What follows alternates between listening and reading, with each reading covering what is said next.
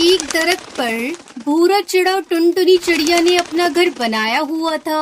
टुनटुनी चिड़िया ने अंडे दिए हुए थे। वो दोनों बहुत खुश थे और अंडों की खूब देखभाल कर रहे थे। टुनटुनी चिड़िया किचन में नाश्ता बना रही होती है कि एकदम बादल गरजने की आवाज आती है। लगता है आज मौसम बहुत खराब है। आज बहुत तेज बारिश होगी और बारिश के साथ तो बिजली भी चमकेगी। कहीं बिजली की चमक से मेरे अंडों को कोई नुकसान ना पहुँचे। मैं जल्दी से नाश्ता बनाकर अंडों के पास जाती हूँ और उनका ख्याल रखती हूँ ताकि उन्हें कोई परेशानी ना हो। इतने में भूरा चिड़ा किचन में आता है और टुनटुनी चिड़िया से कहता है, टुनटुनी, तुमने अंडों को तो अच्छी तरह से ढक दिया था ना? जी, मैंने अंडों को अच्छे से ढक दिया था। आज मौसम बहुत खराब है। बहुत तेज बारिश होगी और साथ में बिजली भी चमकेगी। कहीं बिजली के चमकने से हमारे बच्चों को कोई नुकसान ना पहुँचे। मुझे बस इस बात का डर है। जब तक तुम नाश्ता बना रही हो, मैं अंडों की देखभाल करता हूँ। ये कहकर भूरा चिड़ा अंडों के पास चला जाता है।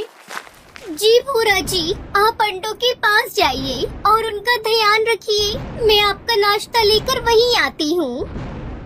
भूरा चिड़ा अंडों के पास बैठा होता है। टुनटुनी नाश्ता लेकर आती है और दोनों नाश्ता करते हैं। इतने में शाम हो जाती है और तेज बारिश होने लगती है और बारिश के साथ बिजली भी चमकती है।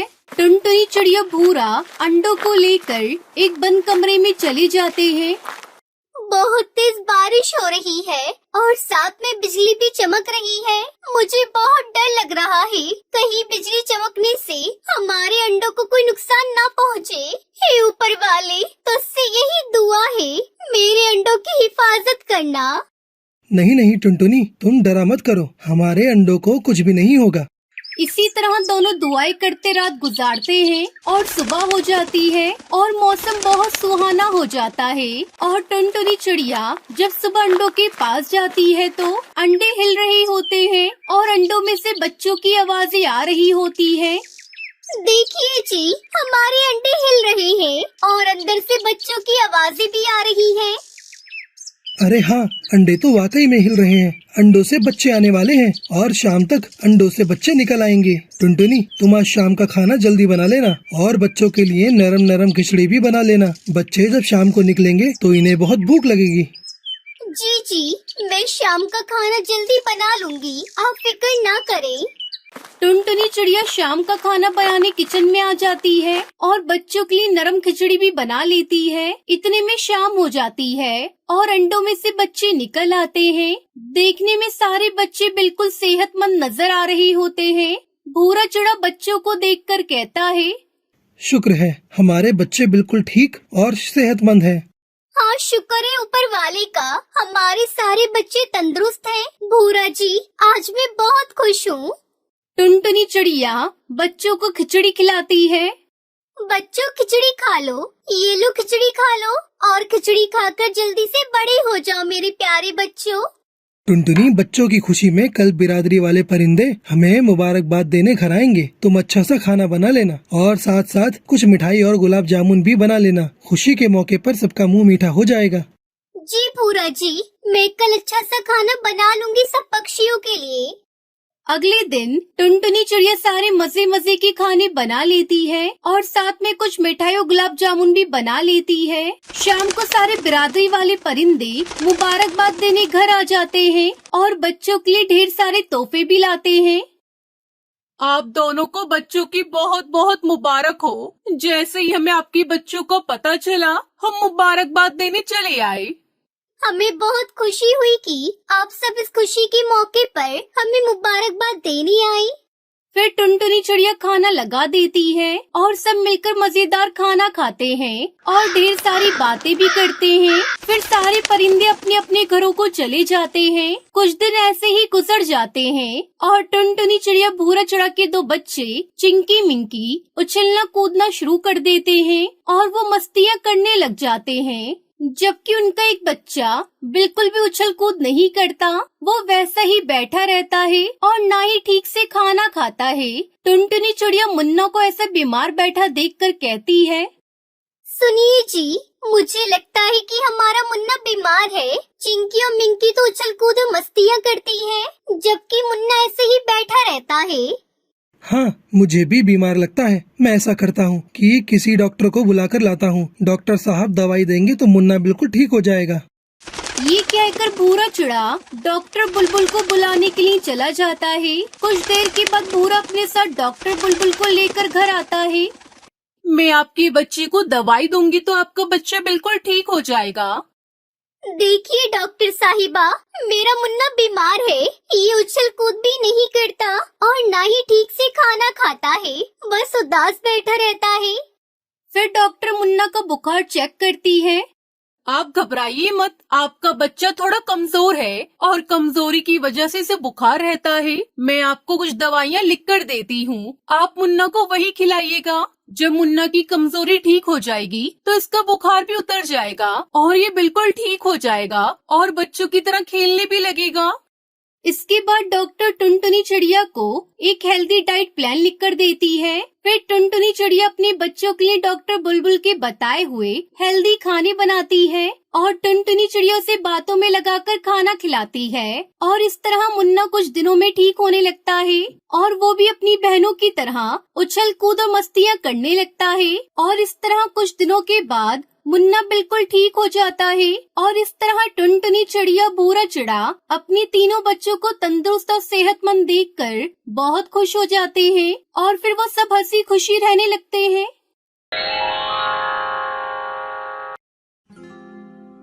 शिमला में एक जंगल था जहाँ पर हर एक चीज कागज से बनी हुई थी। घोंसले, दुकान, बर्तन, सभी चीजें कागज से बनी हुई थी। उस जंगल के सभी पक्षी आपस में हंसी खुशी रहा करते थे। लेकिन कुछ शहरी जंगल के पक्षी उस जंगल में आते हैं और कागज से बने हुए जंगल में रहने वाले सभी पक्षियों से कहते हैं, देखो, यहाँ से जितनी जल्दी हो सके इस जगह को खाली कर दो। हमारे पास ऊपर से ऑर्डर आया है कि हमें इस जगह को तोड़कर यहाँ पर बहुत बड़े बड़े ईंटों के घोंसले बनाने हैं। अगर तुम पक्षियों ने हमारे कहने पर इस जगह को खाली नहीं किया तो हम तुम्हें 7 दिन की मोहलत देते हैं। हम 7 दिन बाद इस जगह के ऊपर बुलडोजर चलवा देंगे। उसके बाद ना रहेगा कागज और ना रहेंगे कागज से बने हुए घोंसले। तब तक आप लोग हमारे इस वीडियो को लाइक और अगर आपने हमारे चैनल को सब्सक्राइब नहीं किया है तो जल्दी से सब्सक्राइब कर लें और कमेंट सेक्शन में जरूर बताएं कि आपको हमारी ये कहानी कैसी लगी। तभी वहाँ रह रही टुनटुनी चिड़िया उनकी बातें सुनकर उनके ऊपर जोर जोर से हंसने लगती है।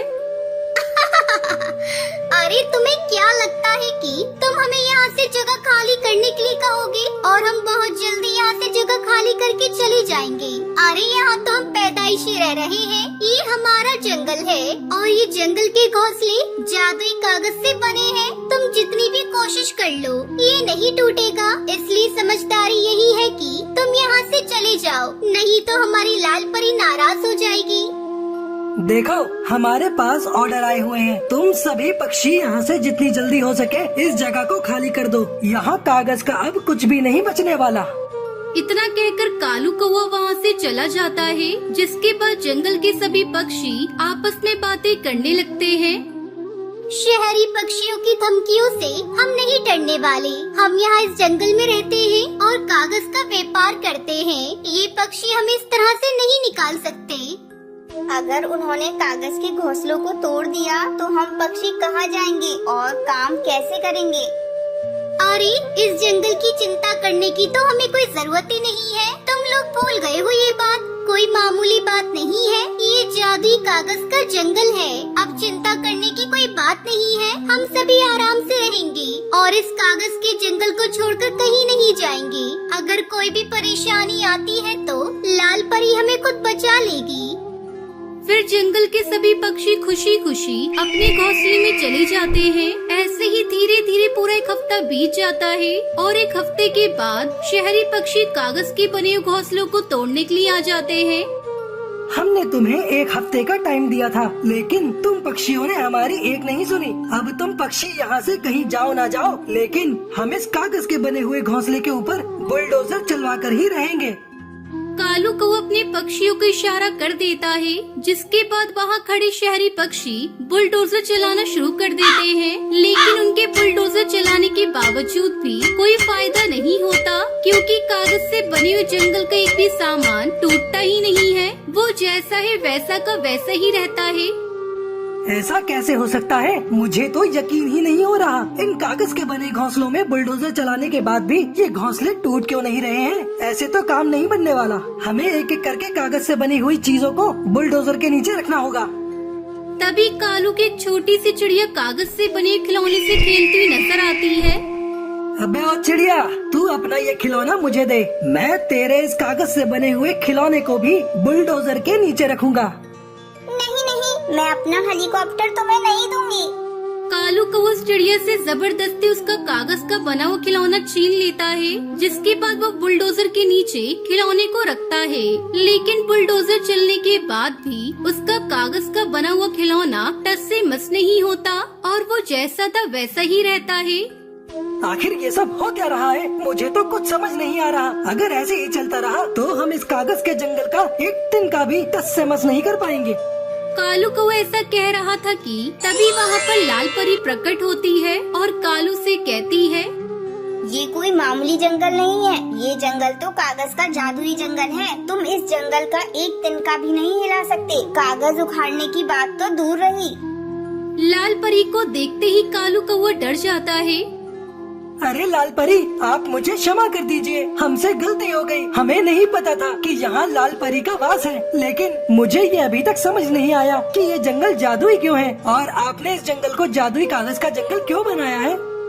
कुछ समय पहले इस जंगल में तेज बारिश की वजह से सभी पक्षियों के घोंसले टूट गए थे। ये सभी पक्षी बहुत ज्यादा गरीब थे और गरीब होने के बावजूद टुनटुनी चिड़िया और कुछ पक्षियों ने मेरे पिताजी की जान बचाई थी। तब से मैंने इस पूरे जंगल को कागज का जादुई जंगल बना दिया ताकि गरीब पक्षी आराम से अपनी जिंदगी बिताएं। हमें माफ कर देना लाल परी। आज के बाद इस जंगल में कोई ईंटों का घोंसला नहीं बनाएगा। इतना कहकर कालू कौवा वहाँ से चला जाता है, जिसके बाद उस जंगल में कोई भी शहरी पक्षी कागज के घर को तोड़ने नहीं आता, बल्कि उस जंगल के सभी पक्षी अब शहर के पक्षियों को भी कागज का घोंसला बेचना शुरू कर देते हैं। देखते ही देखते कागज के बने घोंसले बहुत ज्यादा फेमस हो जाते हैं। फिर सभी पक्षी कागज के बने घोंसले में खुशी खुशी रहने लगते हैं।